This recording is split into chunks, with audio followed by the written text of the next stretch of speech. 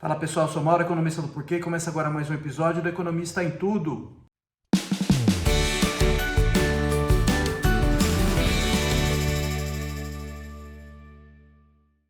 Para você que está chegando por aqui, eu convido a se inscrever no nosso canal e a ligar o sino para receber as notificações.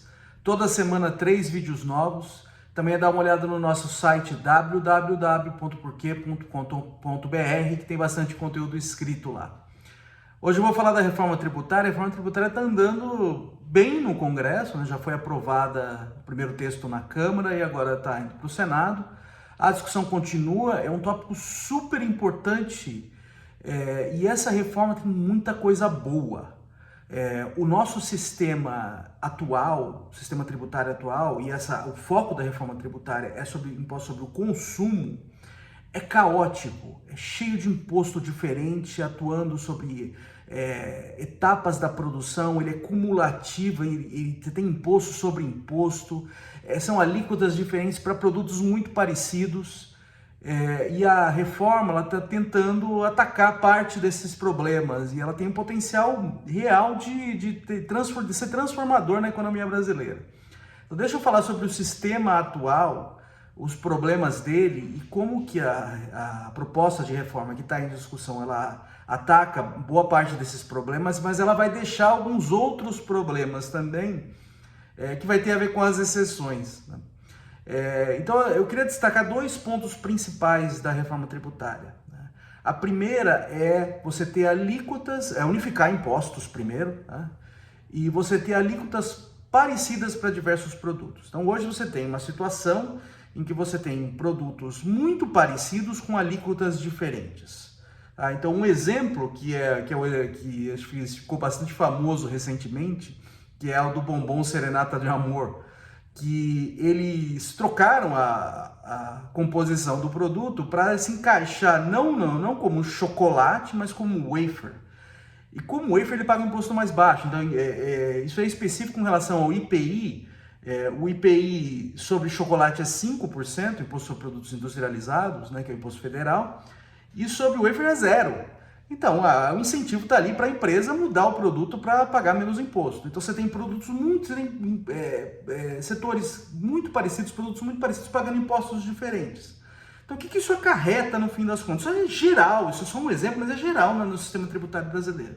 Isso já não está uma perda de eficiência. Por quê? Porque agora eu tenho empresas que estão sendo penalizadas ou estão sendo incentivadas porque elas têm um imposto mais baixo, não porque elas são mais produtivas que as outras, então elas acabam crescendo não porque são mais produtivas que as outras, mas porque elas têm um imposto mais baixo. Tá? Então o sistema tributário acaba direcionando os fatores de produção da economia, capital, trabalho, terra, talento, não para empresas mais produtivas, mas para empresas que têm um imposto mais baixo. Então, essa é uma primeira perda de eficiência da economia brasileira que vem desse sistema de imposto todo caótico. Um segundo ponto é que as empresas, como o negócio é totalmente caótico, as empresas têm que ter departamentos tributários gigantes para tentar se adequar. Então, para não fazer besteira e acabar sendo depois punida pelo fisco, ou para tentar realmente pagar menos imposto, como é no caso aqui nesse exemplo que eu dei do Serenata de Amor. Então você tem esses departamentos ali nas empresas são inchados e tem gastos ali enormes simplesmente para aderir ao sistema de imposto todo caótico que a gente tem. E além disso, você tem do lado da burocracia estatal também um gasto enorme de recursos para tentar fazer com que as empresas se adequem, para investigar quem está fora do padrão e para punir quem está fora do padrão. Então você tem mais um gasto do outro lado, que é o gasto do lado do Estado. O aparato estatal acaba sendo direcionado em grande parte para ver se as empresas estão fazendo a coisa certa, estão atendendo a legislação tributária doida que é no Brasil. Tá? Então você tem, com a simplificação, essas duas coisas tendem a diminuir. E além disso, com o sistema, com impostos diferentes para empresas diferentes, você tem um incentivo das empresas, dos setores, a tentar fazer lobby em cima de políticos, em cima de gestores, para diminuir o imposto deles. Então também é mais um gasto assim, enorme ali, e muitas vezes improdutivo, que as empresas estão incorrendo. Então, você tirando essas coisas, simplificando o sistema, caminhando para um sistema de alíquotas parecidas, semelhantes entre produtos, no limite iguais, você diminui todos esses efeitos. Isso você tem um potencial enorme de ganho de produtividade, de ganho de eficiência da economia brasileira, advinda desses efeitos. Tá? Outra coisa, um sistema mais simples também, ele diminui o incentivo à sonegação. Tá? Então também ele facilita a arrecadação de imposto. Outra coisa que eu acho muito boa da atual reforma é que ela se muda para um sistema, para um tipo de imposto que é o imposto de valor adicionado, ou valor agregado, que é o tal do IVA. Então, vários dos impostos que a gente tem hoje, eles incidem sobre a cadeia produtiva. Então, por exemplo, uma empresa que produz pneu, tá, paga imposto em cima do pneu, IPI aí no caso. A hora que esse pneu vai para o carro, ele está lá embutido dentro do carro, vai pagar imposto de novo sobre o pneu. Tá? Então é imposto sobre a cadeia produtiva inteira, imposto sobre imposto.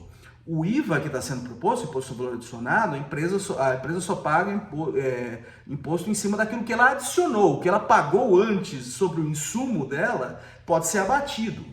Então isso aí acaba com a acumulatividade de imposto ao longo da cadeia produtiva, acaba com imposto sobre imposto, além de simplificar as coisas. Tá? Então aí no fim das contas se torna um sistema mais simples e mais transparente também. E aí também para o consumidor é ótimo, porque agora a gente tem uma noção melhor de quanto que a gente paga de imposto. Tá? Como tem imposto sobre imposto, na hora que você vê o produto final, você não sabe, nem sabe quanto de imposto foi pago em cima daquilo. Agora não, agora a gente tem uma ideia melhor de quanto de imposto está sendo pago. A tendência é caminhar, então pelo menos a ideia inicial é caminhar para um sistema que tem uma alíquota comum para vários produtos, para quase todos os produtos. Só teria um imposto diferente, que seria um imposto seletivo, para aqueles produtos que estão associados a externalidades negativas. Tá? O que é uma externalidade negativa?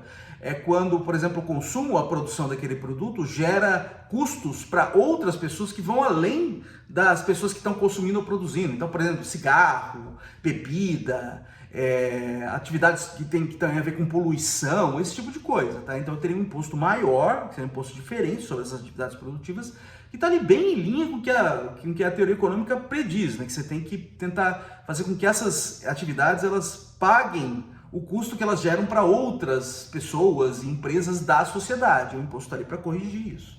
Tá? Então essa era a ideia inicial, e lógico que ao longo do processo você vai ter ali os lobbies tentando puxar para a sardinha para o lado deles no processo legislativo, isso faz parte do jogo. E aí diminuir o imposto para o caso deles. Então começaram a aparecer as exceções, que é uma coisa já meio que esperada ao longo do processo. Tá? Então essas exceções, é ali que está o problema. Então se a ideia é você caminhar para um sistema que tem alíquotas comuns para todo mundo e com isso ganhar eficiência, se você diminui isso com as exceções, você vai ter empresas diferentes pagando impostos diferentes. Então esse ganho de eficiência tende a ser menor. Tá? Além disso, a ideia da reforma é que ela seja neutra em termos de arrecadação. Então, se por exemplo eu tenho mais exceções, a alíquota de quem está fora das exceções tende a ser mais alta. Esse acho que é um lado bom do desenho da reforma, é o seguinte, ela é neutra em termos de arrecadação, então ela explicita bem o trade-off aqui, né? Se eu quero baixar o imposto para um, eu tenho que aumentar para outro. Então, isso é ótimo também para ficar tudo claro para todo mundo o que está acontecendo, né? Os custos que tem a ver com esse tipo de mudança. Tá? Então, de qualquer forma, todos os ganhos que eu mencionei aqui têm a ver com alíquotas comuns, com as exceções você diminui esses ganhos, isso é bem claro. Tá? Mas, de qualquer forma, é melhor do que a gente tem hoje. Tá? Essas exceções são para grandes setores. Tá? Então, esses incentivos das empresas de tentar mexer o produto para tentar pagar menos imposto, isso vai ser menor. Tá? O cara não vai conseguir mudar o bombom dele para se enquadrar em produtos médicos. Tá? Mas, de qualquer forma, você diminui um pouco daqueles ganhos que a gente esperaria advindos de uma alíquota comum, que seria ótimo.